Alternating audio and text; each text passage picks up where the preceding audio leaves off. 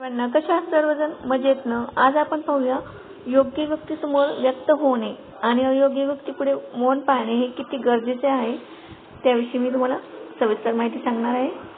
तर योग्य व्यक्तीसमोर व्यक्त होणे आणि अयोग्य व्यक्तीपुढे मौन पाळणे हे संकटांना दूर ठेवायला आपल्याला नेहमीच मदत करत असतं.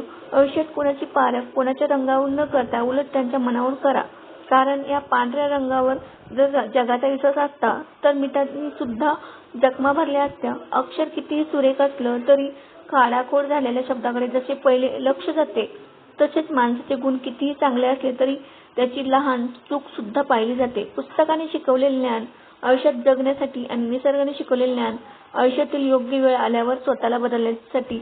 तुम्ही जर रोज त्यांच्या कम्फर्ट झोनमध्ये काम करत असाल तर तुमची प्रगती थांबल्यासारखी वाटत असेल तर स्वतःवर थोडंसं चिडणं गरजेचं आहे.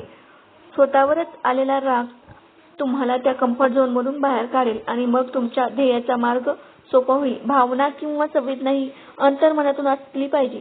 बाह्य रूपातील दिखाऊ भावना किंवा संवेदना या समोरच्या व्यक्तीचे मन कधीच जिंकू शकत नाही. तर माझा व्हिडिओ कसा वाटला, काय वाटला कमेंट करा विसरू नका, लाईक करा विसरू नका.